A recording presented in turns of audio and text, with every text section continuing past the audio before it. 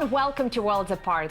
Going against the tide and defying the so-called Washington consensus is never easy, especially if your country's entire financial system and international reputation are at stake. And yet this is precisely what allowed Iceland, the first country to be hit by the global financial crisis, to also become one of the first to emerge from the dire straits. What are the pros and cons of having your own way, both in the global economy and in global politics? Well, to discuss that, I'm now joined by none other than the President of Iceland, Olafur Grimsson. Mr. President, it's an honor for me to have you in the studio. Thank you very much for that. Now, as I just said, Iceland was the first country to be hit extremely hard by the global financial crisis. And 5 years on, who do you think was to blame for that? Was it the bankers? Was it the individual governments? Or perhaps the whole system of runaway capitalism? To some extent, we were all to blame for it, especially those of us who had been involved for a long time in political affairs, in the business side of our economy, and even the prevailing spirit of the times. As you know, the theory came out of America and Britain in the 70s and the 80s, that the more you deregulated, the more freedom you gave to the financial markets, the more you privatized, everybody would be prosperous, everybody would be happy. And this was an ideology which was presented as economic science. Mm-hmm. And then, of course, we found out when the banks collapsed that this formula was poisonous, was dangerous, and it was a very costly experience, a very challenging experience. But in the years since, we have learned some very hard lessons, which will be with us for a long time. And if I can pick up on this point, I know that in many of your speeches, you stressed that you believe that that crisis presented a major threat not only to your country's economic well-being, but also to your entire political system and democracy. And I think this is a very unusual notion for a Western politician, because it's somehow assumed in the West that once you become a democratic country, once you join the club, you are there forever. And yet you seem to be suggesting that even an established democracy can go backwards, and this may happen in a relatively short period of time. Well, this is a very important point, because the main pillar, perhaps, of this financial ideology that has been called the Western consensus, and you mentioned in the beginning, has been that financial markets and democracy would always go hand in hand. They would always move forward in a harmony. There would never be an inherent conflict. And this then developed also from the Thatcher and the Reagan years into a notion that of the fundamental parts of our societies, the market was supreme. So politics and society became very secondary. It was supposed that the markets would bring democracy, social harmony, and everything else. And Iceland was a very interesting testing case for this theory, because it is difficult to find a country which is more peaceful, more secure, with a democratic tradition ranging back to a parliament which was established 1,000 years ago. But within a few months after the banks had collapsed, this solid, strong democratic tradition was fundamentally threatened. There were riots in the streets, the police had to defend the parliament day and night, had to prevent the crowd from taking over the central bank. We had almost a revolutionary situation. And when a country like Iceland with such long democratic traditions faces such a challenge, what would you expect from, well, countries who have been less fortunate historically, who couldn't develop, who don't have such a long history of democracy and peaceful development as Iceland? If I may just make that point, because what happened in Iceland is a demonstration of how the breakdown of the financial system can threaten democracy in one of the most secure democratic countries in the world.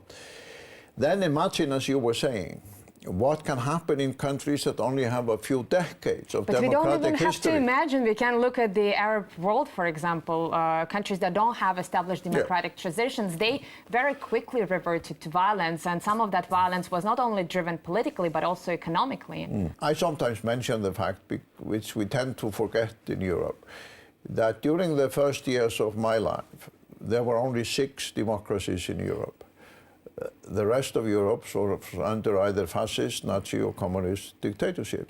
So even in Europe, the future of democracy is not given, and the financial crisis has taught us this, that we cannot move forward on the assumption that whatever we do, democracy is going to be secure. That's not the case, and the banks, the financial markets and the economic authorities in every country carry an enormous democratic responsibility.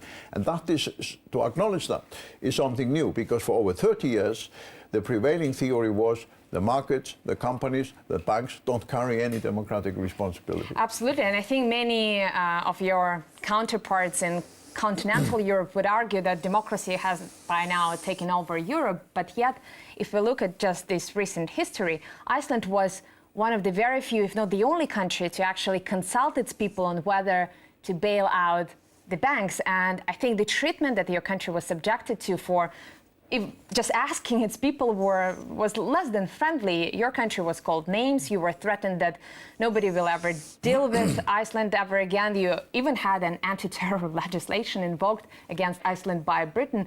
I wonder if you, as president, were surprised by all these campaign of intimidation from your traditional Well, allies. I was not only surprised. I mean, it created surroundings for the most difficult decision I have ever had to take. Because when, in the beginning of 2010, we had tried to negotiate with Britain and the Netherlands in order to get the IMF program for Iceland going, we had the so-called I-Save agreement. And this agreement, which was forced on us by a pressure executed by almost every government in Europe, meant that ordinary people of Iceland, farmers, fishermen, teachers, nurses, would have to pay through their taxes for decades for the failure of the private banks. So I came to these crossroads. Should I let people decide or just surrender to these threats? And every government in Europe had the opinion you should not allow the people to decide. That if I had a referendum, it was not only wrong, it was fundamentally dangerous. And people were saying I would isolate Iceland for decades, we would become a pariah state and many other things. But my view was this: when I had analyzed this issue in its complex way, there was a very simple truth at the bottom, and that was the choice. What is more important? Democracy, the will of the people, or the interest of the financial markets? And I've said to many leaders in Europe in recent years, what is Europe's major contribution to the world? It's not financial markets. Europe's most important contribution to the world is democracy, the rule of law, and human rights. Well, and when Europe faces a fundamental crisis of its own, why don't we go with the elements that have been the most important European contribution to the world? But I think when we speak about democracy, some people would argue that for the Western world, it has become a sort of ideology, and an ideology that you press upon others very harshly. But when I agree with you there. I've often said that. It has taken us in Western Europe decades and centuries to develop the kind of democracy. So this whole notion that Europe has always been in an easy way democratic and it's an easy journey to take on, and therefore other countries should become democratic in 5 years or 10 years, it's completely unrealistic. I don't know if you would agree with me, but in the beginning of this crisis, there were a lot of efforts, or at least some efforts, to reconsider the principles on which the global economy is run. And some politicians, many decision makers, were talking about the need to, readdress those principles. But I would argue that, nowadays, essentially the tyranny of the status quo, borrowing the phrase from Milton Friedman, seems to be prevailing. Do you think the world has really learned the lessons of the crisis? Do you think the underlying reasons for that crisis have been addressed? You're absolutely correct that the re-examination that many of us thought would then take place kind of fizzled out and disappeared from the agenda. Then again, of course, there are some lessons that have been learned, and it was very interesting when the IMF program was over in Iceland. We gave a farewell conference to the IMF. I think we are the only country that has formally had a farewell conference when the IMF program was over. And the high officials of the IMF were intellectually honest enough to acknowledge that maybe they had learned more from dealing with the Icelandic crisis than they had taught us. And now we know that what they were arguing with respect to us, and more than arguing, what they were advocating and pressurizing us to do, turned out to be not only economically wrong and democratically wrong, but also illegal. I think they absolutely have to have the moral and intellectual honesty to concede that, but that would also require reassessing the whole economic theory, the so-called economic orthodoxy that you so often refer to. And I already mentioned Milton Friedman, one of the gurus of Western economic thought, and I know that back in the 80s you had a chance to debate with him, and what struck me about that debate is that he used the phrase welfare state in an almost pejorative sense, and at some point he almost accused you of siding with the communists and the oppressors. Let's listen to what he had to say about your ideas at the time. Those societies that have tried to carry out the views you're now expressing are the societies of misery, of tyranny, of slavery. The ideas you're expressing are the ideas that were expressed by the leaders of the Soviet Union. They were the ideas that were expressed by the leaders of China. They are the ideas that have been expressed in every country that has sought to go down the direction you're describing, has ended up with tyranny and misery. Now, it was 30 years ago. Well, you have to acknowledge I was much younger then. Yeah, and it was a long time ago, but I think using the American phrase, you are on the right side of history here, because if you look around the world now, I think we will find that it is primarily welfare states, those countries that have integrated both the elements of the capitalist system and some of the elements of socialist system that are doing fairly well both economically and socially. And I wonder if you feel like time of history vindicated your personal views, and most importantly, if you feel that capitalism in its purest form, as advocated by Friedman, is just as unsustainable as socialism in its purest form. Well, I think the problem with this argument that Milton Friedman was advocating, and problem with many of my friends in America, both in the business world and the academic world, is that they still think that what we call welfare society in the Nordic countries and a competitive capitalistic market system cannot go hand in hand. And that is why I have often pointed out, and many others have done so as well, if you take the 5 Nordic countries, we are over 20 million people. So we don't have to debate the theory. We have a practical laboratory of the Nordic countries, which are by all measures always ranking among the top countries in terms of a competitive market economy. But they are also among the top countries in terms of welfare policies, the right to health care, education, equality of women, social policies. So we have proved, together with the Finns and the Swedes and the Norwegians and the Danes, that you are successful in international global market competition if you build a strong welfare society. Because the entire business community in the Nordic countries is in favor of the welfare state, the right to education and healthcare and everything else, because they have seen from decades of experience that it's fundamentally good for business. Whereas in America, you have a system where the big corporations and the companies have to worry about the health insurance and the welfare of their employees, and if the company goes bankrupt, the pensions and the social rights of the workers and the people who were employed by the company simply wither away.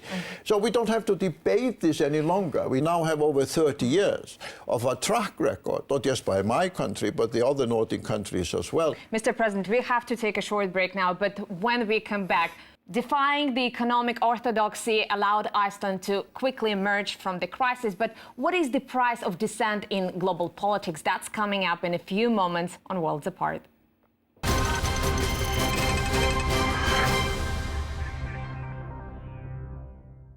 Welcome back to Worlds Apart, where we are discussing the pros and cons of doing it your way with Iceland's President Olafur Grimsson.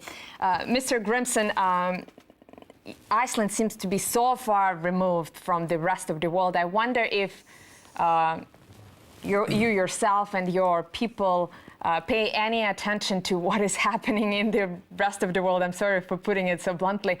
What I mean, of course, is the major geopolitical events and the geopolitical clash over Syria.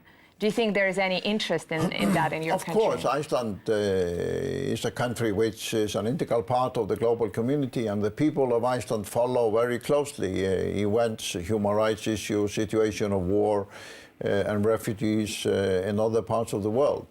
So we try to play our part, both through our membership in the United Nations, in NATO, and in other organizations. I know that your country has a long-standing policy of neutrality. You don't have a standing army in Iceland. I wonder, where does it leave you? Where does it leave Iceland on the issue of military intervention? Do you support it alongside most of the European countries, or do you oppose it? Well, I don't think it is a true statement to say most European countries favor a military intervention. I think, on the contrary, I think most European countries, leaders have spoken I think in favor most European countries have welcomed the results of the dialogue between Russia and the United States, between President Putin and Obama and your foreign minister and the Secretary of State. And I had a meeting with Ban Ki-moon just 2 days ago, and the essence of our discussion there was our strong support for the United Nations as the legal framework for dealing with these issues. Because if you look at the experience of Iraq, of the Middle East, the situation in Syria and elsewhere, you draw one lesson from this experience, that it's an extremely complicated territory, that you have conflicting historical, religious, and even tribal interests. And for us in the West to try to superimpose our political model on a territory which is almost completely without such a history can lead to disastrous results. You mentioned, we talked about in the first part about this idea of economic orthodoxy and the pressure of the consensus. And I wonder if you can apply the same idea to the political sphere, because I think many people in Russia would feel similar to what you felt 5 years ago on the economic side, that once you go against the tide, once you challenge the predominant, in this case, Western opinion, you're subjected to all sorts of shaming, you're subjected to all sorts of incriminations. Even if you just dare to voice your opinion, which happens to be different from Western opinion, do you think there's still a price to pay in global politics for not conforming, not going along with predominant Washington consensus? Of course there can be a price, of course, and that is why I told you before, when I took the decision to go against every government in Europe by allowing the people of Iceland to vote, have a referendum. It was the riskiest decision I've ever taken, and it required a very deep conviction in order to go against, as I said, every government in Europe. But the people of Iceland were behind that decision. And I've often said, when people ask me, what have you learned from your long public service and political career? And the answer is really simple. to trust the people, and I mean the ordinary people, their inner wisdom and their guidance. They are often much more sophisticated in their analysis of what matters than the so-called experts or the leaders of countries. And when we approach other parts of the world, we should also humbly remember in Europe that it was not easy for us to become democratic. It was a costly exercise. And it took you a lot of time. There were millions and millions of Europeans who died in European wars and European conflicts within the lifetime of myself and my parents in order to make Europe democratic. So for us in Europe, to try to tell other parts of the world that there is somehow a magic formula where you can create democracy and a society of human rights in a matter of few years cannot be told from our own European experience. And if it didn't succeed for us, how on earth can we expect others to do it quickly? It's very refreshing to hear something like that from a Western politician. Now, you just mentioned your long history of public service. Let me ask you a personal question. You just won a record 5th term, and if you serve till the end of that term, you will have been in power for 20 years. And I think there are a lot of leaders around the world, in China, in this country in particular, who have been criticized for so-called clinging to power for much shorter periods of time. And I wonder, how long do you think is too long for a politician to dedicate to his service? Well, if you had asked me when I was elected whether I thought 20 years was too long, I would have given you unhesitantly the answer, yes, of course it's too long. I intended to step down 2 years ago when my 4th term was over. And I actually made a trip to Antarctica with a group of friends and my wife to take a look at the melting of the ice in Antarctica.